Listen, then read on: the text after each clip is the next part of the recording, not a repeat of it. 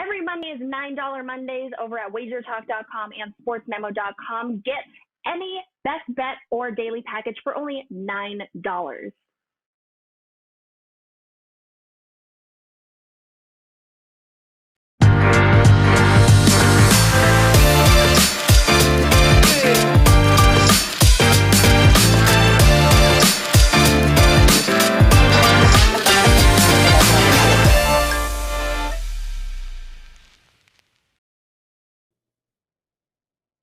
Welcome to Bet On It. It's Monday, as Minty so kindly mentioned. $9 Monday over at WagerTalk. So make sure you guys head over there. Get any 5% best bets, normally priced at over $40 for just $9. Let's bring in Marco and VR. Marco, do you have anything on the board for this Monday? Well, Kelly, I do have a college basketball play that we've got up over at WagerTalk. You know, it is $9 Monday.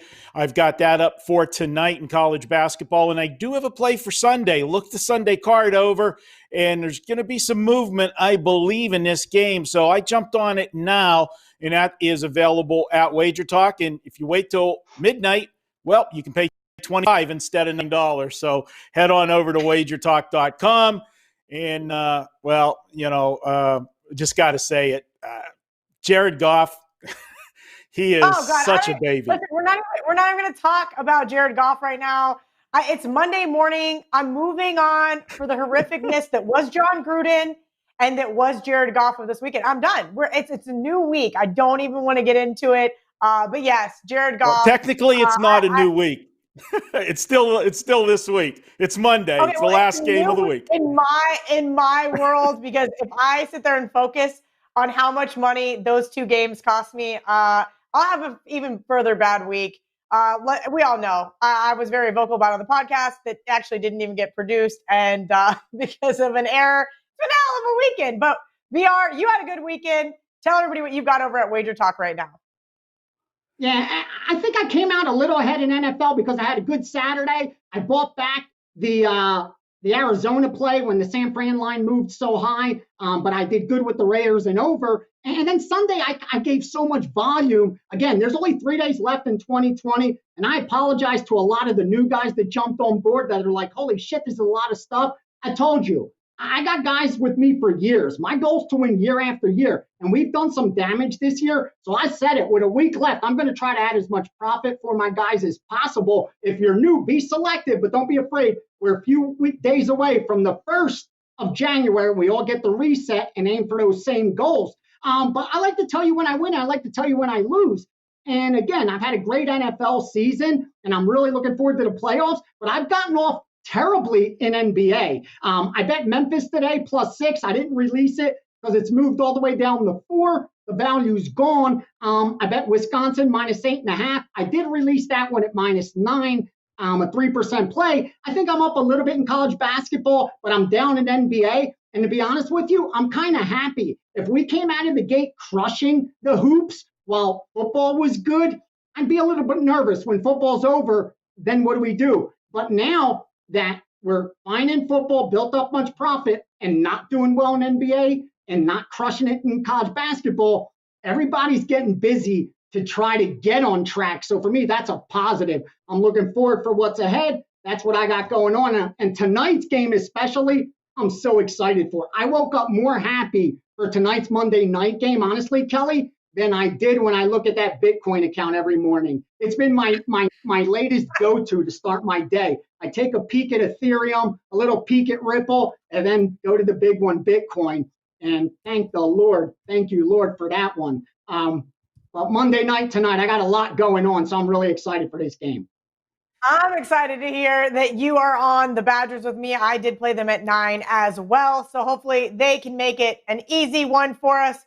And I am not in Bitcoin. I have XRP, which is absolutely in the toilet because of some SEC BS. But hopefully it comes back. Let's talk about this Monday night game, though. This one is just keeps going up. It's now 7.5 across the board. 7 minus 120 over at the Westgate.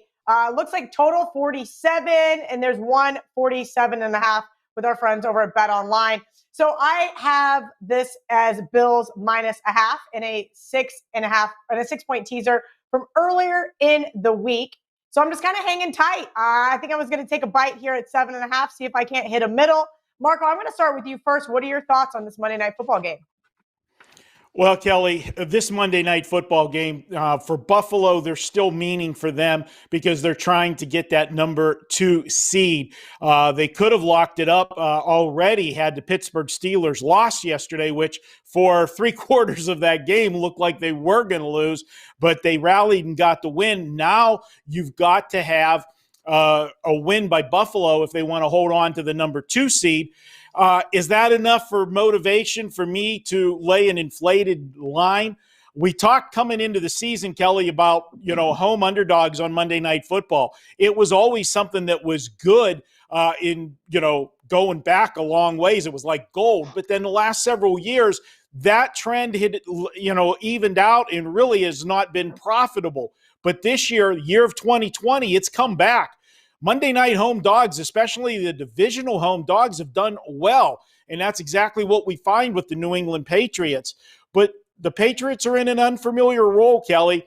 A lot of times when we look at a team late in the season as a home underdog, we say, hey, Monday Night Football, they're not going to the playoffs. This is their Super Bowl. Well, when you go to the Super Bowl almost every other year, can you really, be up to play spoiler role? I don't know that that's in the DNA of the Patriots, and that's a concern for me. What they do have on the table, if they want to have some motivation, is if they win out, they can avoid a losing season. They can finish at 8-8. Also, they lost the first meeting to Buffalo. They've got a 19-year streak going where they have not been swept in the season series to a division rival for 19 straight years. That's on the line tonight. But I look at this line, and when they played back in November, granted, that's eons ago, the first week in November, but Buffalo was only a 4-point favorite at home. Now they're a 7.5 point favorite on the road. That is a lot of adjustment. Granted, Buffalo's playing well. Their defense, not so well most of the season, but I will admit, Kelly, over the last few weeks, Buffalo's defense has played much better. And that defense has played, well, but they've played, some soft competition. Last week, not to, degrade your Denver Broncos, but let's face it, that's not a big offensive unit. They don't put up a lot of points, and they dominated that team. I just not sold on laying 7.5 on the road. Have I released anything to my clients? No. Do I wish I had a teaser in my pocket? Yeah, probably. The teaser looks like the safest bet on this one. But even if I did have a teaser, Kelly, I think I'd be looking at like you, and I would probably be looking to hedge part of it with some New England at 7.5 now. The last thing that I'll say on the game is this. If you do like New England, this is a correlated parlay. You got to like the under if you like New England, because you're not going to see the New England Patriots in a shootout with the Buffalo Bills. That's not the way they're going to win this game. They're going to win this game is if they can play a good defensive game, shorten the game, run the football. So, if you're looking some way to play the game, if you like Buffalo, you probably like the over. If you like New England, you definitely like the under. But I have not got involved for my clients. You put the gun to my head here, I'll lean slightly to the inflated number of New England plus the 7.5. I think hold on. Probably might even find an 8 by game time, because the fact that we've seen 7.5 and we didn't see the sharps jump in and buy it back to 7 right away is a good sign that the 7.5s are going to be there. And when you get that final last surge from the betting public, you might get it to 8. You're right, Marco. I was surprised to see that at 7.5, it didn't go back to 7, but I'm also surprised to see that this is just tough. I know VR is really excited about this game, but I mean, look, I had the Pats in a teaser last week, not to harp on Bill Belichick so much, but it appeared to me he just says, all right, guys, I don't give a shit. I'm done. I'm tapped out of this season. And that makes me really concerned to want to back a Pats team here. So VR, your thoughts on Monday? I know that you're excited. Hopefully you've got some gold for our listeners. I absolutely love this game. And here's why. Please don't get, you know me, but guys that don't, please don't take this the wrong way. This is not me self-promoting at all, but this is just fact right now. I don't sell picks. I place bets, and then the byproduct is they become picks that I sell, that go out. 10 years ago, I sold picks, and it was shady. I worked for scumbags, and in fact, I had to call I need a game of the year from you because we have payroll type of nonsense. I admit all that stuff. That's not the case. And now I'll tell you the truth. Bottom line, I look to make money off the betting market. And if you could profit off that information, more power to you. And that's where my subscribers find value. And that's what I did with this game. I bet it. It's not a pick. I placed teasers on the Buffalo side. Not one, not two, but three. So we have 4% teasers pending on Monday Night Football with Buffalo -1. Now, here's why I did that. And this isn't to tout what a great pick Buffalo -1 is. This is to share information. Now, Buffalo did get sharp money. That I could confirm. The reason this line didn't move back at 7.5 was because Buffalo -6.5 is where sharp money came in. That's the steam side, believe it or not, the Buffalo side. That's why this line's now moved through 7. That doesn't mean they're going to cover, but rest assured, that's why this line hasn't dropped back down. But I don't agree with the sharp money here. I'll be honest with you. I'm sitting back and I'm hoping this line continues to climb because this movement isn't even based on the public money that's yet to hit the window. We're 5, 6 hours away from that game. The bettors still haven't gotten there. The money will still come in. And rest assured, it'll be on Buffalo. It'll be teased on Buffalo. It'll be money lined on Buffalo. So this line is probable to move up, I think, greater than moving down, even though right now you see 7.5 even money, which tells you it's probably coming back to 7. I disagree. I think we may see it move up to 8 before it moves back to 7. And that's what I'm sitting back for. I am going to try to middle this game because I think it sets up nicely. I leaned over and I got a move this morning to bet the under 47.5 for a group that I work with. I bet it for them. I didn't release it to subscribers. I didn't agree with it. I'll handicap the game a little more and maybe I'll agree they're right and I'll make that bet as well. But the reason I share that is because the fact that sharp money also likes the under, and again, these guys are wrong a lot. They only win about 55% of the time. So 45%, they will be wrong. But they like the under. So less points are expected to be scored. That means the teaser matters even more. So the Bills was a good bet. But now we're able to get 7.5, maybe 8 on New England in a game that's possibly expected to be low scoring. Let's not forget, this total was 45.5. Got bet up to 47.5 before some sharp money came in. So the odds maker set this total about 45. So you're going to give me a total that's 45, and I can get team A at -1, team B at +8, and I have 12%, 12 units pending that I could make a score of 24 or lose a little juice.